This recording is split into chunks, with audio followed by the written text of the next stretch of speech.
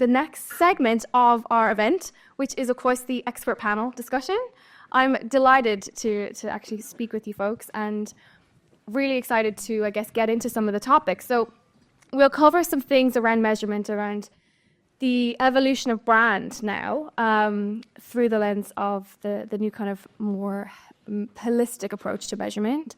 We'll also talk a little bit about mapping marketing metrics to business outcomes. And of course, how data-driven strategies is really shaping the field that we work in. So without further ado, I'd love to jump in. So folks, if you wouldn't mind, Emily, I'll start with you. If you wouldn't mind introducing yourself and sharing a little bit about your role. Sure.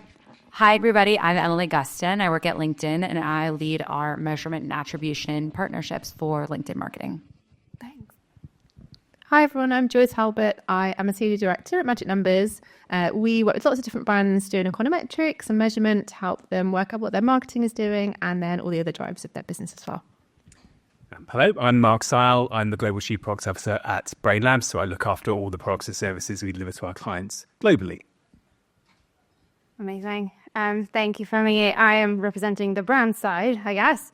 I've been a CMO in tech the last 15 years, started from Google. It wasn't the CMO there when I started, and neither when I left. Lorraine Tuhol is still there, and most recently at Zoe, which is a health tech company. Yeah, very passionate about data. Thanks so much, folks. We're so delighted to have you here on the panel. So let's jump in, shall we? So I'm going to go to you, Emily, first. So we're seeing a resurgence of the importance of brands within the more holistic measurement approach. However, in B2B, brand is often underemphasized. So what would you recommend that B2B companies do to rethink their approach to include brand, and how can they go about measuring it? So I think there's a lot of great points made tonight about the value of brand. The first recommendation that I would have is to view brand as a long-term investment for your business and to invest in it accordingly. We've gone over some stats tonight about how we know that brand is a good long-term investment, but just to add onto the pile, I'll throw a few in. So I think why brand works comes down to the concept of top-of-mind awareness. We know that people buy things from brands that they think of first in a buying situation. So by top-of-mind awareness, I mean, for example, I want to buy toothpaste. I'll think of Crest or of Colgate. That will come to mind easily, right? That means that I'm more likely to buy Crest or Colgate than any other brand. The same is true for B2B, and the payoff is larger if the customer makes a purchase. So that's just a feather in brand's cap for why we know it works. The other is you don't have diminishing return the same way with brand that you do for demand marketing. However, brand is viciously invested in, particularly in B2B. So think of it as a long-term strategy, invest in it accordingly. I think Janos's numbers would suggest that you should probably allocate something like 65% of your budget to brand. We have similar research from Binet and Field, some thought leaders in this space who would say that should look like 60-40. Nobody's close to that today, right? So invest in brand. That's the only way that you're going to be able to see the impact. There needs to be kind of a minimum viable threshold. That's really the only way that you can measure and prove that it works.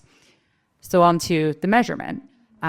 Measurement then also needs to be long-term, which is very hard to do in B2B, primarily because the sales cycles are so long. So the average sales cycle in B2B we find is about 16 months, but less than 4% of marketers measure actually past the 6-month mark. So if you think about it, almost everyone is missing almost everything that they could be measuring.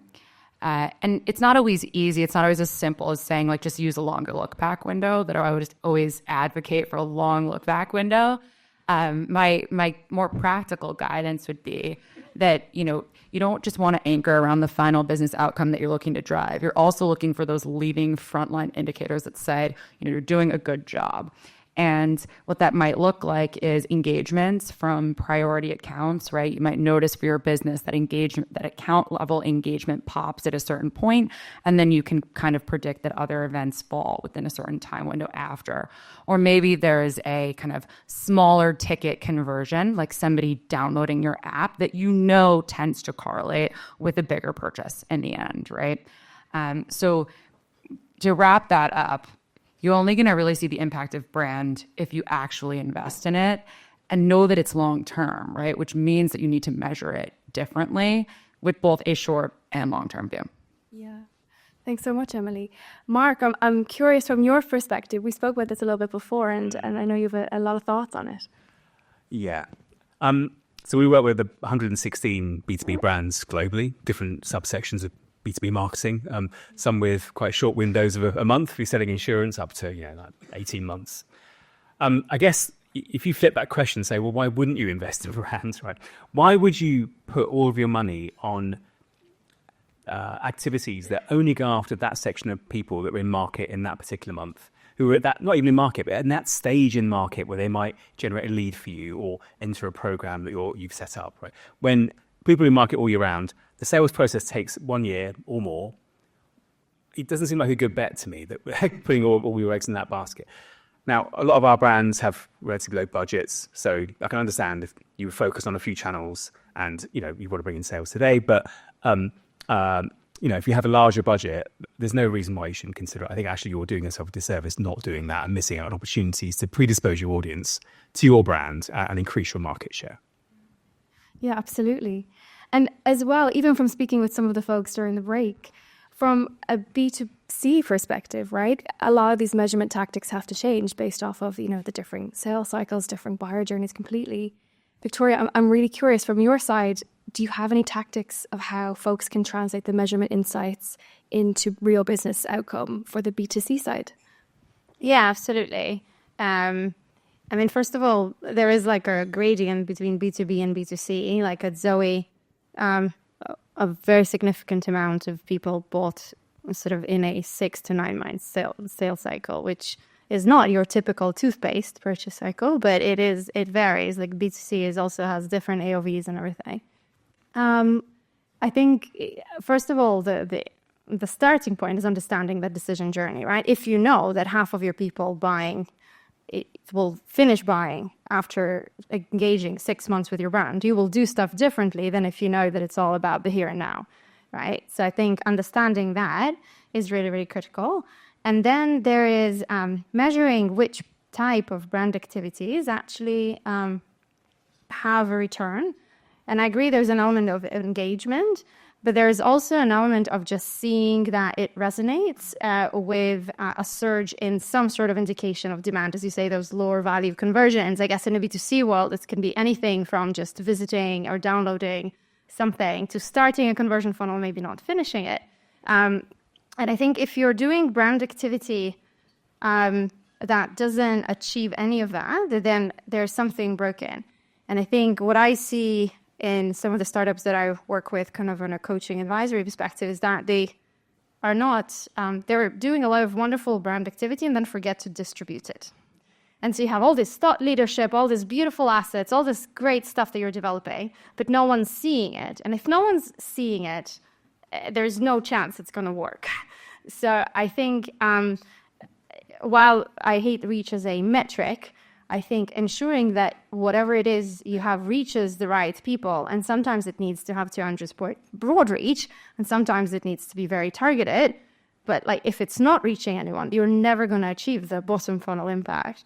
So I think you need to kind of, as a marketeer, start from the kind of, okay, what am I doing for brand, but also how am I distributing it? Yeah, absolutely. I forgot to use the mic there. Thank you so much for sharing those tactics. I think there's incredible takeaways that people can leave with. I'd love them to come to you, Joy, because we had a nice conversation before this. And, as we know, the biggest challenge for marketers in general is to how can we actually demonstrate ROI and align it then with, financial outcomes. So what are some effective ways that marketing can translate their marketing metrics into maybe financial terms that really resonate with finance teams and CFOs? So many of our clients come to us with this exact question where the CMO is tasked with proving back the payback of their marketing, and they need to go to the CFO and the finance team and prove that it's working. And so we chatted to 8 different CFOs. We did some interviews with them and asked them what it was that marketers could do to do exactly that. And the main things that they said is that we wanted to see marketing as an investment rather than a cost. And that means using the same language as they would use in a finance team. So one of those things might be discounted cash flow. So if you think that the person in finance, say the CFO, is making decisions about where they should spend their money, and they've got lots of people coming to them asking for money, and you need to say, this is the right place that we should be investing. And so whether it is paying for a new factory or investing in a new product or paying for your marketing campaign, you need to prove that it's worth it in terms of payback. And so that was kind of number one. Number two was to say, actually, if you've said in year one, this is what my marketing is going to deliver, and then it doesn't, and you go back in year two and ask for more money, they are going to go back to the books and check what you said. They will go and look at it because they're numbers people. And so if you've got numbers that have changed, be really honest about it when you go and talk to them and say, the numbers have changed and this is why, and we've measured it and we understand why. And so, we tried something and maybe it failed. And actually that's okay, we've learned and we're going to do this thing differently next year. And then the third thing is just kind of making sure that they're your friend rather than an enemy. I think there's something where sometimes they're a little bit scary and they're there to help you. So at Magic Numbers, you can go onto the website and we built a tool where you can look at discounted cash flow and you can put in your marketing investment and how it would compare to any other investment that a company would make as a finance team. So go and have a play with it and see. And then if you need to go and have those conversations with your finance teams, hopefully it makes it easier because you can make it more comparable to other investments that they're trying to weigh up as well as marketing. Yeah, I really like that appeal to the rational side. Absolutely. Mark, what about you from your perspective? Right, so what I'm going to say now might sound really obvious. But I think a lot of the most useful things are obvious. So I think for me, it comes down to goals and KPIs, right? But goals first. So what's the business goal? Again, obvious, but is it sales volume, value, etc. And then what's the campaign goal? Well, maybe that should also be the same thing as a business goal. And just in that one statement, often things fall down because, often you say, well, the business goal, it's leads. The campaign goal is leads. And straight away, you're not talking the same language as the rest of the business. And then you have to try and link the leads back to the goals, etc. If you can get that right and get that lined up, now you may not have an answer as to how you measure value, that value off of your leads, for example, right? But it starts you on a journey where you start to investigate how you do that. And you establish those links over time. You connect your data sources together. You break down the internal barriers that are stopping that happening, and you get to the source of that truth eventually, and then you get to the answer.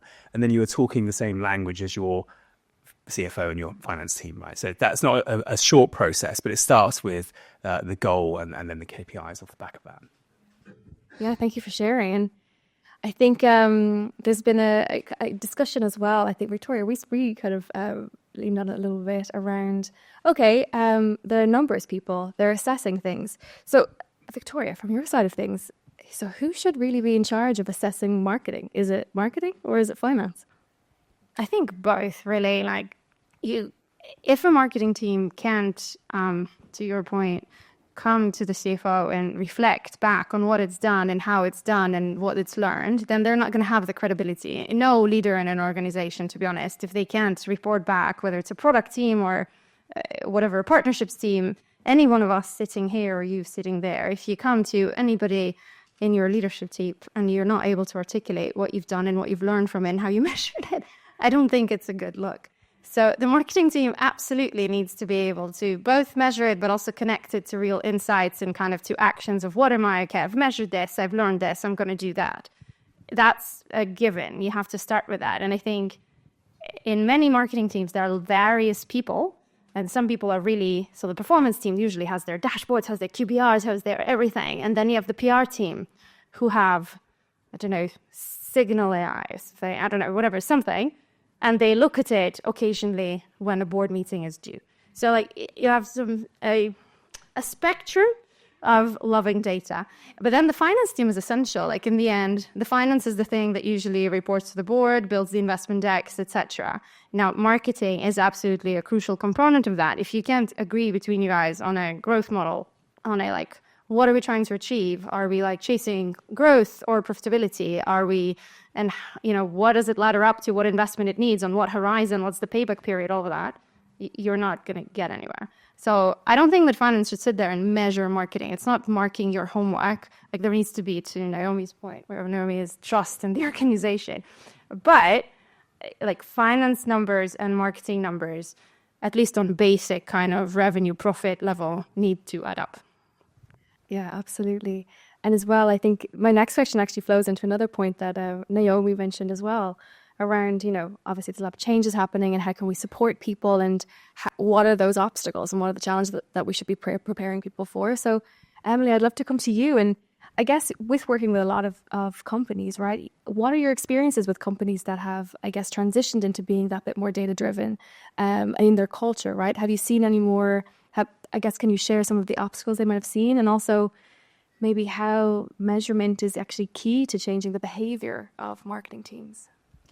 So I think firstly, I would just plus one that data-driven organizations do better than those who are not relying on data, which seems obvious, but there's also, I think, kind of a vibe right now in the industry that it's really hard to understand, like, what's what. I worked closely with customers for years selling LinkedIn ads on the front line before I moved into the product partnerships role. And you see so explicitly the difference between those who are including, really data and measurement as part of their process versus those that aren't. You see it break out on the frontline efficiency metrics like CPC, CPM.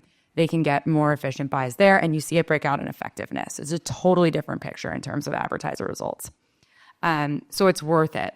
It is extremely hard. Particularly, it's a curve. The larger the organization is, and then the farther behind the organization is, like two poles, right? And so my kind of general guidance there is that first, you can't ignore having to align internally. Like that is something that needs to be done. And ignoring that internal alignment is why, for example, we talk a lot about marketing and sales not being aligned. Marketing uses MQL as kind of their main metric. Sales uses SQL. Like they're not speaking the same language. A lot gets lost in there in terms of then what you could actually get out of results and how well you're speaking to your board or to your finance team. So doing that messy work is super, super important. It takes time, and it takes real stakeholder management, particularly the larger the organization is.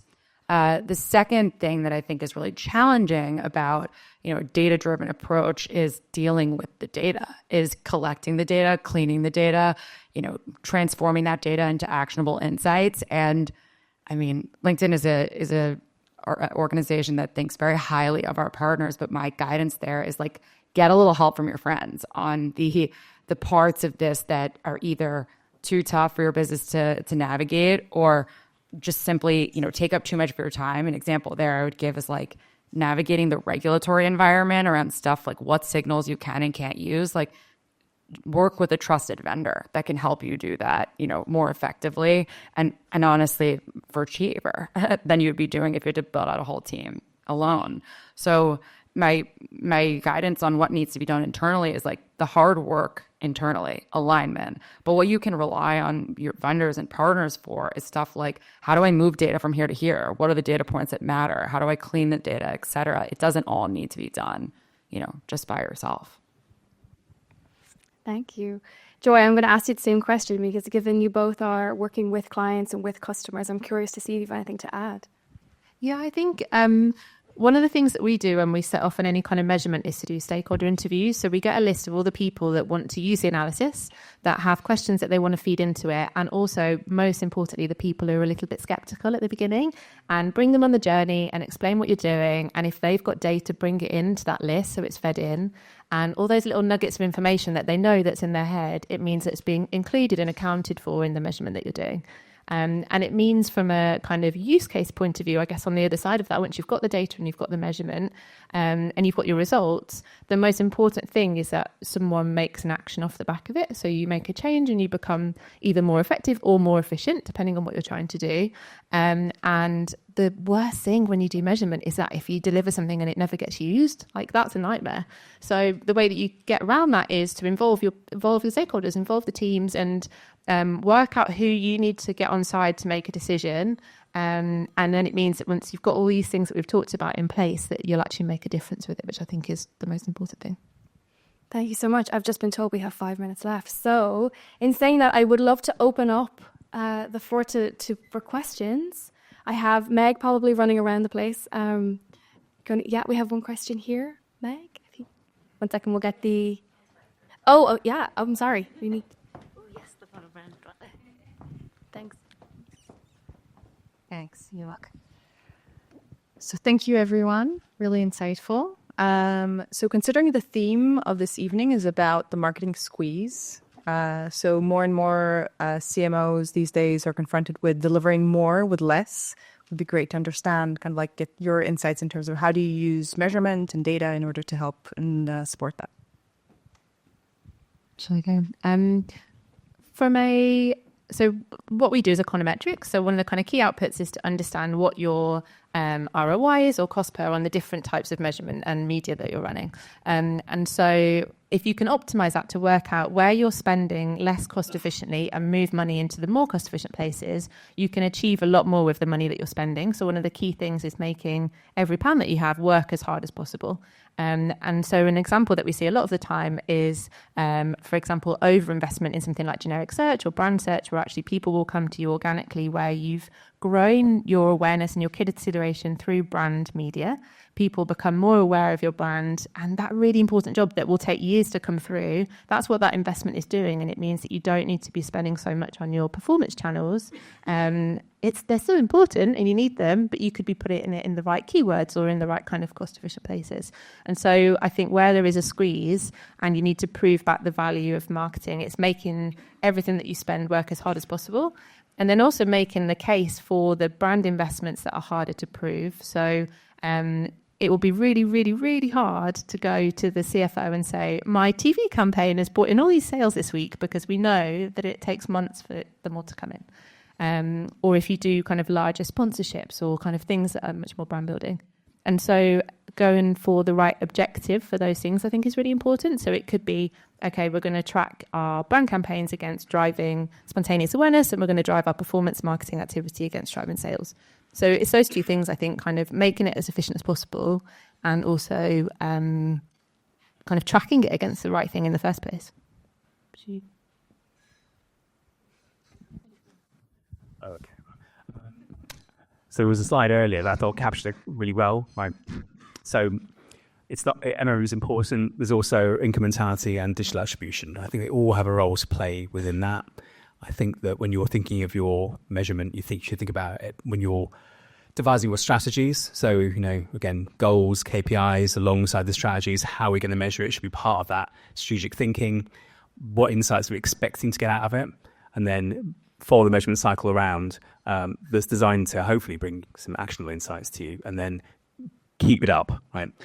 But those things can be expensive. Do all those things can be expensive, and your budgets may not be large enough to cover all that stuff. So you do have to prioritize from time to time. But ideally, you do all of those things.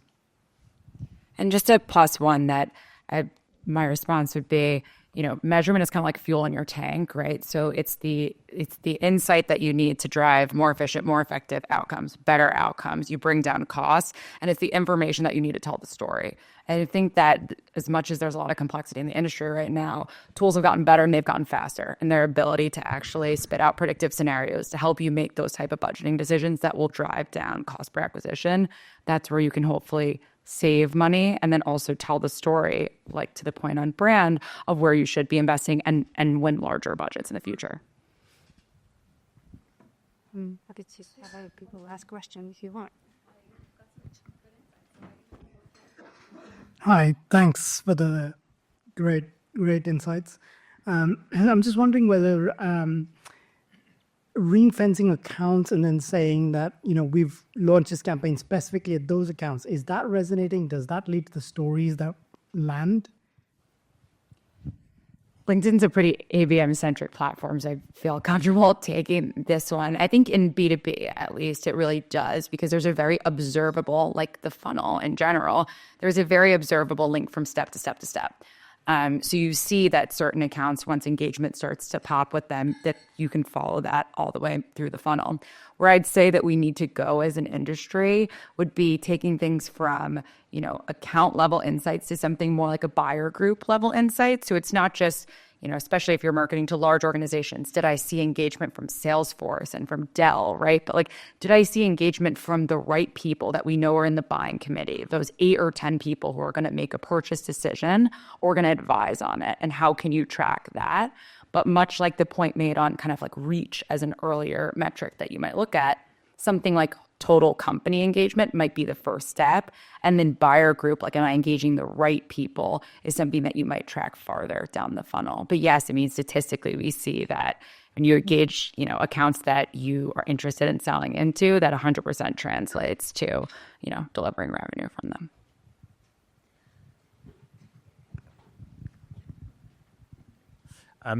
So a really interesting couple of points where you were talking about sort of success and failure and being like honest and how you might manage that. I work for an agency, so I completely understand the connection between like marketing, working with like finance and things like that. But I suppose my question is, in principle, the theory of like marketing and CFOs working together it makes sense if you have that connection.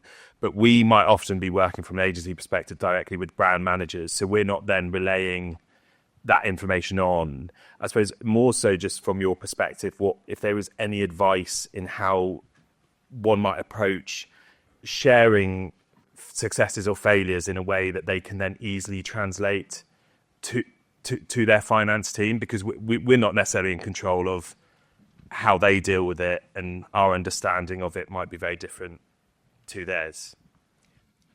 Yes, it can be difficult. It depends on the culture of the company you're working with and what their attitudes for success and failure is as well. The way I like to think of it is, and this is now everyone likes to think of it, your campaign may succeed or fail, but your learning plan, your learning agenda can only ever succeed as long as you set your success up, your tests up correctly. And by that, I mean, a failure is a learning, so therefore you've succeeded, right?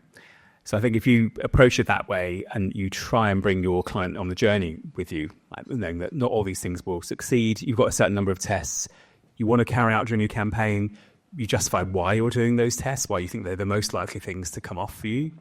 And you explain that, win or lose, we're not going to bet the ranch on it, but we're going to find something out that's going to, success or fail, drive you forwards.